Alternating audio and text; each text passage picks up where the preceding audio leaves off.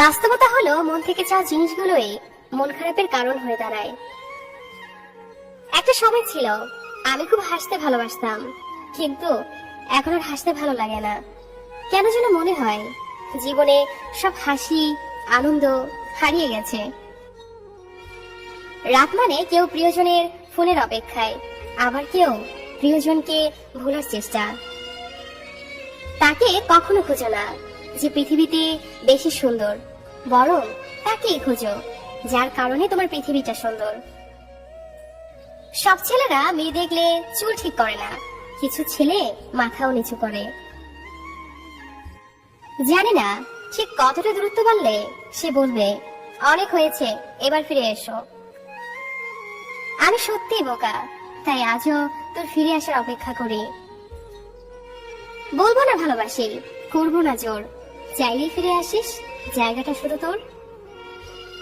একটা কথা মনে রেখো, সমস্যা তোমাকে থামিয়ে দেওয়ার জন্য আসে না, সমস্যা তোমাকে পথ দেখানোর জন্য আসে। কাউকে ভালোবাসলে তাকে হয়তো না দেখে থাকা যায়, কিন্তু তার সাথে ঝগড়া না করে থাকা যায় না। কথা না বলে থাকা যায়, কিন্তু তার কথা না ভেবে কখনোই থাকা যায় না। চোখ দুটো হয়তো অনেক ছোট, কিন্তু চোখ দিয়ে দেখানো স্বপ্নগুলো অনেক বড়। সহ্য করতে করতে ধৈর্য হারিয়ে ফেলেছি, তবু মনকে বুঝিয়েছি আজ নয়তো কাল ঠিকই সব ঠিক হয়ে যাবে। বোকা মানুষ ধোঁকা খায়, সৎ মানুষ কষ্ট পায়, সরল মানুষ আঘাত পায়, আর স্বার্থপর মানুষ আনন্দের দিন কাটায়। এটাই বাস্তবতা। কিছু মানুষ আছে যারা মায়া বাড়িয়ে জীবন থেকেই হারিয়ে যায়।